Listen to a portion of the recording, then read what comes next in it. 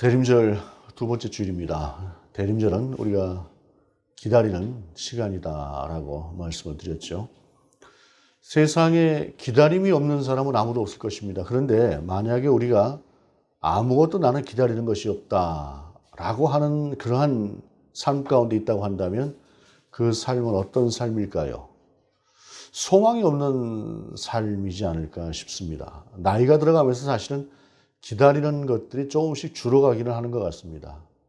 세상을 또 알 만큼 알고 한다라는 생각을 하다 보니까 이런 거는 기다릴 필요가 없겠지라고 하는 부분도 늘어나고, 또 어떤 면에서 보게 되면 기대나 소망이나 또 바라고 원하는 것들이라고 하는 것들이 점점 줄어들면서 그렇게 하나씩 기다림이다라고 하는 것들이 좀 사라져가는 것 같습니다.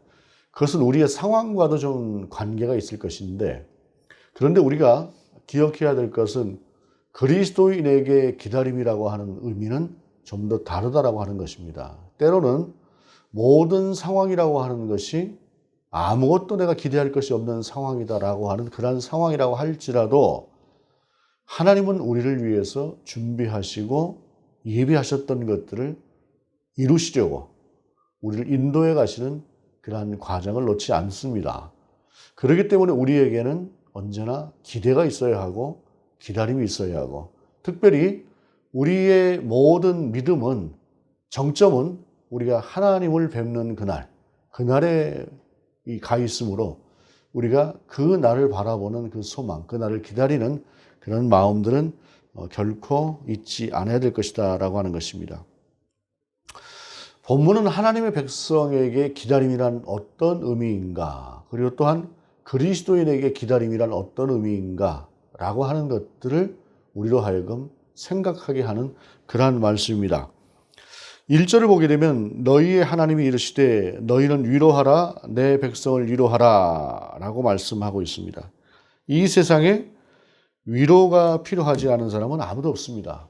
우리가 그냥 저 사람은 위로함이라거나 그런 것이 필요가 없을 만큼 모든 것을 가졌지 않았을까라고 하는 생각을 할 만한 그러한 사람들이라고 할지라도 사람은 누구나 다 위로가 필요합니다. 저도 그렇고 여러분도 그렇고, 누가 나를 잘 위로해 주지 않으니까 그렇지, 진심으로 전심을 다해서 내 마음을 알아주고 위로한다고 한다면 그 위로는 아마도 저와 여러분을 펑펑 울게 할 수도 있을 것이다 라고 하는 생각을 해봅니다. 우리는 모두가 다 그런 위로가 필요한 사람들입니다.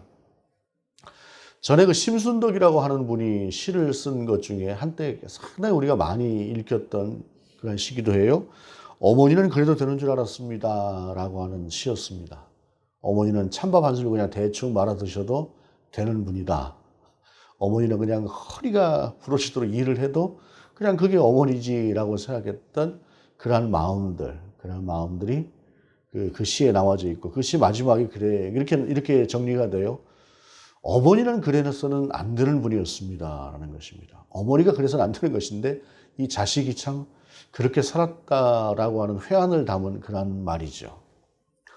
요즘 시대의 어머니들에게는 별로 해당되지 않는 것 같습니다. 젊은 세대의 어머니들은 그런 삶을 살지 않으니까.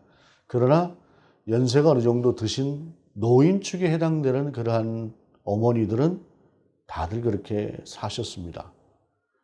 그 어머니들도 위로가 필요하고, 그 어머니들도 함께 우리처럼 누리고 하는 것들이 필요했던 것인데, 그냥 자식들은 그것을 모르고 살다가 어느 날 깨닫게 되었을 때는 많은 세월이 지난 그런 뒤에나 그런 것들을 깨닫게 됩니다.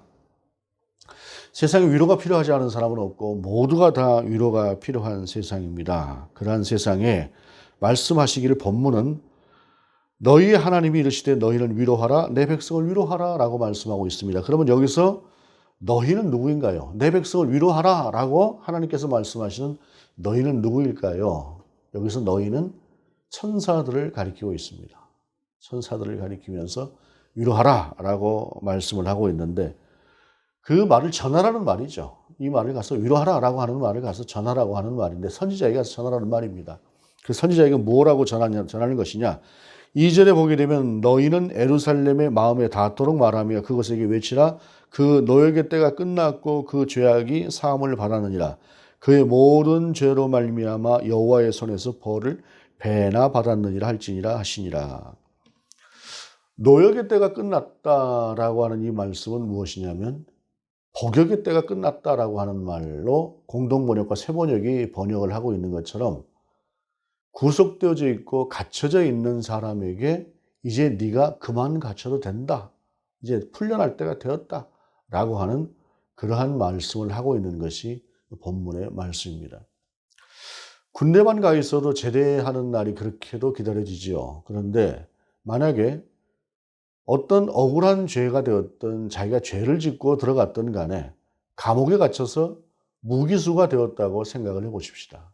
나는 평생 이 감옥에서 벗어날 수가 없다라는 생각을 할 때에 그 사람이 어떤 삶을 살았든 간에 그 사람의 삶이라고 하는 것은 소망이나 기다림이라고 하는 것이 끊어진 상태가 될 것입니다. 그런데 그런 사람에게 아무런 기대와 소망도 없는 그러한 사람에게 이제 너를 풀어줄 날이 곧 다가올 것이다 라고 하는 말과 같은 말이다라는 것입니다.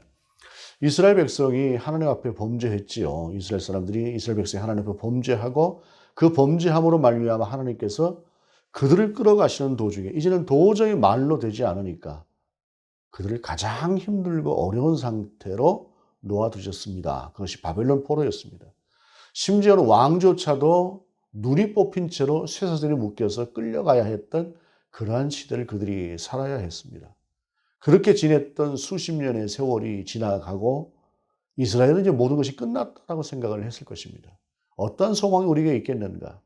이 강한 나라, 이 바벨론이라고 하는 이 엄청난 나라를 누가 와서 치고 또는 우리가 무슨 힘으로 이들을 거역해서 우리가 이 땅에서 벗어날 수 있을 것인가? 이 종살이에서 벗어날 수 있을 것인가? 그런 생각을 했을 것이다라고 하는 말씀입니다. 근데 그런 그들에게 오늘 본문은 말씀하시는 것이 너에게 때가 끝났다. 너희가 이제 사함을 받을 것이다. 그의 모든 죄로 말미암아 여호와의 손에서 벌을 배나 받았다라고 말씀을 그렇게 전하라라고 하는 말씀입니다. 그런데 본문을 가만히 생각해 보게 되면 이스라엘 백성이 고난을 받고 힘들었던 것들은 이해할 수가 있으나 그러나 그들이 벌을 배나 받았다라고 하는 말씀, 이 말씀이라고 하는 것이 과연 그들에게 합당한 말씀인가라고 하는 것을 생각해 볼 수 있을 것입니다. 이 말씀은 우리가 부모의 마음으로 자식을 바라볼 때 이해될 수 있는 말씀입니다. 분명히 그들은 그만한 징계를 받았어야 됐고 그 혹독한 과정을 거쳐야만 정신을 차릴 수 있을 만큼 부패해 있었습니다. 그럼에도 불구하고 아버지의 마음으로 부모의 마음으로 그 이스라엘을 바라보시는 하나님은 마음이 아프셨다라고 하는 것이죠. 여러분 자녀에게 무엇인가 벌을 내려보신 적이 있을 겁니다. 때로는 좀 심한 벌을 내릴 수도 있을 것입니다. 그런데 그 벌을 받고 있는 아이를 바라볼 때 부모가 편한가요? 그렇지 않습니다. 화가 나서 순간적으로는 당연히 벌을 받아야지라고 생각할 수 있으나 그러나 조금 시간이 지나고 났을 때 어떻게 해서든 그 아이가 받고 있는 벌을 풀어주고 싶어 하는 것이 부모의 마음입니다. 구실을 만들고 싶어 하는 것이죠. 하나님의 마음이 지금 그런 것입니다. 하나님의 마음이 아버지의 마음이기 때문에 그들이 벌을 배나 받았다. 이제 풀려날 것이다. 라고 말씀을 하고 계시는 것입니다. 그러면서 또 이렇게 이루고 있습니다. 3절에 외치는 자의 소리여 이르되 천사를 말하는 것입니다. 너희는 광야에서 여호와의 길을 예비하라. 사막에서 우리 하나님의 대로를 평탄케 하라. 라고 말씀하고 있습니다. 우리 하나님의 대로를 평탄케 하라. 이 말은 이스라엘 사람들이 바벨론의 포로가 된 이후에 겪어본 한 다른 세계였습니다. 그것은 뭐냐면 왕이 지방을 행차를 하게 될 때에 행차하기 전에 미리 지방에다 이야기를 합니다. 그러면은 왕이 지나갈 수 있는 도로를 그때부터 만들기 시작을 합니다. 어떻게 만듭니까? 길을 평탄하게 하고 수레가 지나가고 좌우에 군인들이 호위를 하고 지나갈 만한 그 모든 상황들을 만들고 지나가다 혹시라도 위험한 요소가 있을 것 같으면 왕이 왕에게 무언가 위해를 가할 만한 자들이 숨어 있을 만한 그런 장소가 있을 것 같으면 그 모든 것들을 제거합니다. 나무가 있으면 풀이 있으면 그 모든 것들을 베면서 왕이 지나갈 수 있는 대로를 만드는데 이것이 왕의 대로다라고 하는 것입니다. 하나님께서는 이제 너희가 지나갈 것이니까 너희가 그 대로를 만들어라. 너희는 그 평탄한 길로 이제 돌아가게 될 것이다 라고 말씀을 하고 있는데 이 여기서 본문에서 핵심적으로 우리가 돌아볼 수 있는 말이 6절의 말씀입니다. 말하는 자의 소리여 이르되 외치라. 말하는 자의 소리는 누굽니까? 천사입니다. 그런데 대답하되 내가 무엇이라 외치리까 하니 이 말은 그 말을 받아서 중간에서 전해야 하는 선지자의 말입니다.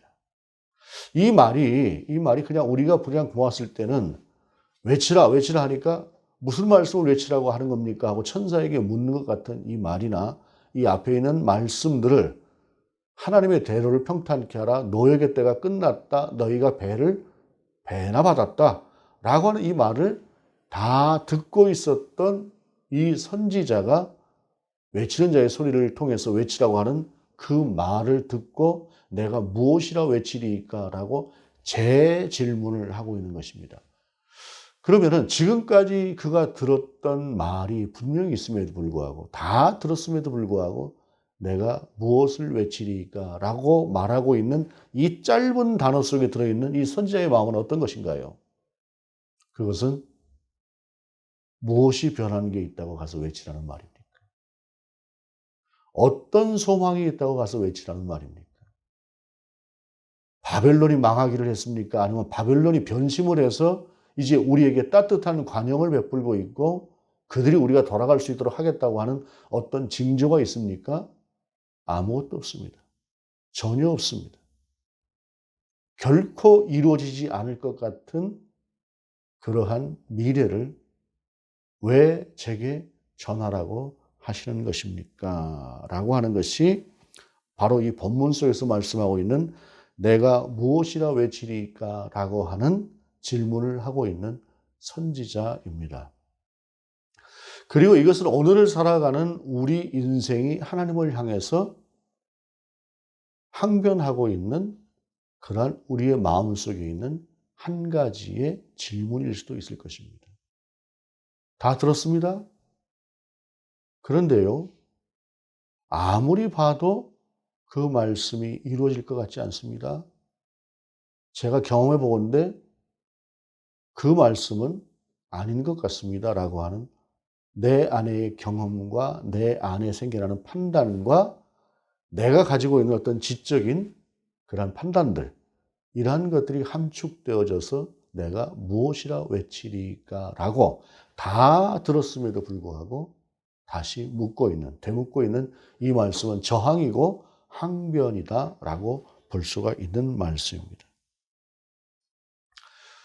그런데 우리가 다시 조금 전에 천사를 통해서 외치라고 했던 그 말씀으로 돌아와서 생각을 해보십시다.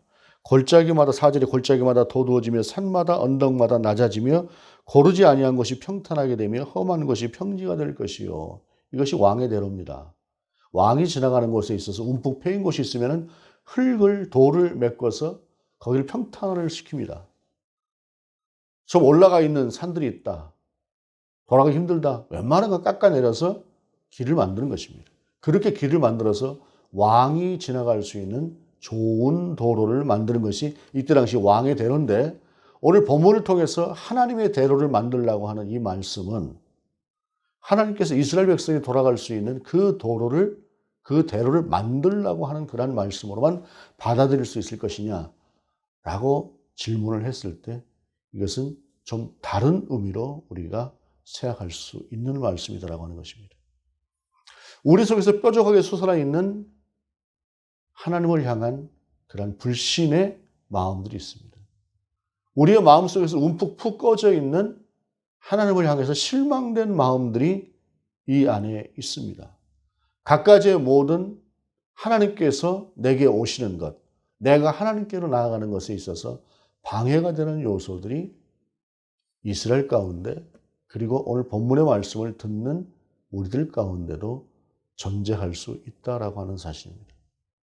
각가지의 마음들이, 각가지의 경험들이 내 속에서 그러한 마음들로 뾰족하게 솟아나 있는 것으로, 움푹 패여 있는 것으로 그렇게 험하게 되어 있는 그런 골짜기처럼 되어져 있는 그러한 것들이 저와 여러분 속에 함께 있다라고 하는 것입니다.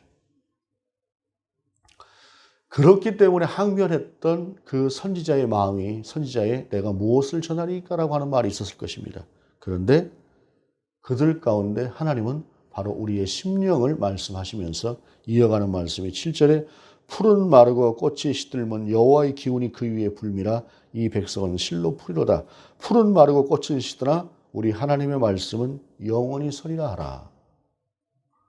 분명히 하나님은 사실 말씀하셨습니다. 이사야서를 통해서 말씀하신 것은 아니었지만 이스라엘이 장차 바벨론 포로가 되었을 때 적어도 에레미야를 통해서 너희를 다시 회복시킬 것이라고 하는 약속의 말씀과 기한까지도 하나님께서 주셨습니다.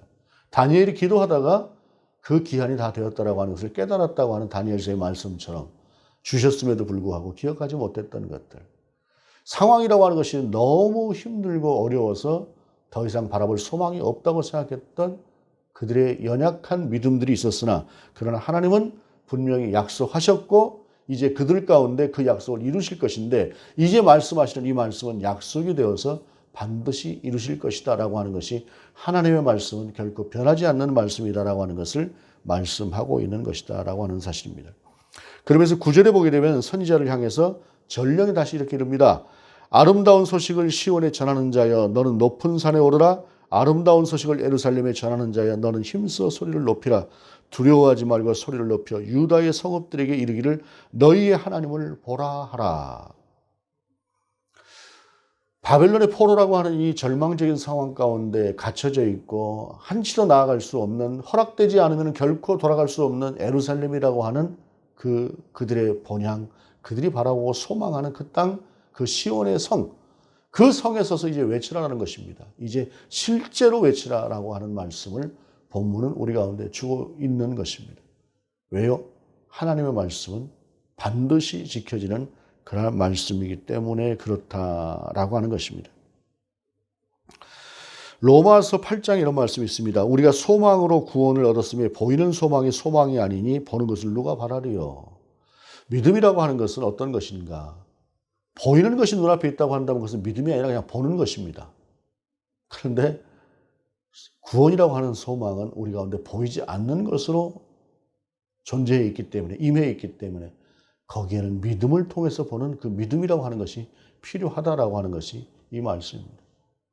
보여지는 것은 그냥 보면 되는 것입니다. 보고 판단하면 되는 것입니다. 그러나 약속이라고 하는 것은 그 약속이 우리 가운데 있게 될 때 그 약속을 우리가 믿음이라고 하는 그 통로, 믿음이라고 하는 도구를 통해서만 그 약속은 보여지고 현실이 되는 것이다 라고 하는 것입니다. 오늘을 살아가는 우리 그리스도인들에게 이 말씀은 꼭 필요한 말씀이다 싶습니다. 여러분, 우리 속에 어찌 보게 되면 절망처럼 푹 꺼져 있는 기대가 없는 그러한 하나님을 향해서입니다.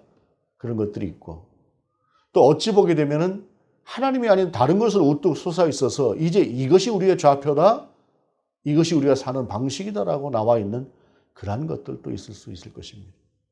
그렇게 해서 우리의 삶이라고 하는 것은 하나님을 향해 나아가는 길이 거칠어지고 숲이 우거지고 풀이 무성해서 길이 잘 안 보이는 그러한 상태에 놓여 있을 수도 있다라고 하는 것입니다. 그러나 여러분 기억할 것은 하나님은 우리를 위로하시고자 하시는 분이다라는 것입니다. 그리고 우리를 회복시키고자 하시는 분이다라고 하는 사실입니다. 비록 선지자조차도 내가 무엇을 외치리까? 라고 항변하는 그러한 상황이라고 할지라도 여전히 하나님은 당신의 소중한 계획을 통해서 우리를 인도해 가시는 하나님이시다라고 하는 것입니다. 이제 본문은 그 보이지 않는 소망에 대해서 단호하게 이렇게 말씀을 하고 있습니다. 10절 이하의 말씀. 보라, 주 여호와께서 장차 강한 자로 임하실 것이요 친히 그의 팔로 다스리실 것이라. 보라, 상급이 그에게 있고 보응이 그의 앞에 있으며 그는 목자같이 양떼를 먹이시며 어린 양을 그 팔로 모아 품에 안으시며 젖먹이는 암컷들을 온순히 인도하시리로다. 10절은 강한 자로 오시겠다고 말씀하십니다. 강한 자로 오시겠다고 하는 말씀은 무엇입니까? 그분이 오실 때 바벨론이든 바벨론의 그 어마어마한 군대든 그 어떤 것들도 하나님께서 강한 자로 오실 때 제한이 없다는 말씀이죠. 그분은 천하무적이신 말씀입니다. 천하무적이라고 하는 말도 사실은 우스운 말입니다. 누가 그 앞에 설 수가 있겠습니까? 그분이 마음을 먹으시면 하나님이 말씀하시고 하나님이 행동하시고 말씀입니다. 그 하나님은 우리 가운데 우리가 포기하고 있을 수도 있는 우리의 소망 가운데 강한 자로 오셔서 그 모든 상황들을 역전시키실 것이다라고 하는 것입니다. 그런데 그분이 우리 가운데 오셨을 때 그분은 강한 자로 오시는 것이 아니라 강한 자로 우리 가운데 임하시는 것이 아니라 어린 양도 돌보는 것 같은 그러한 따뜻하고 인자한 모습으로 우리 가운데 함께할 것이다 라고 하는 말씀입니다.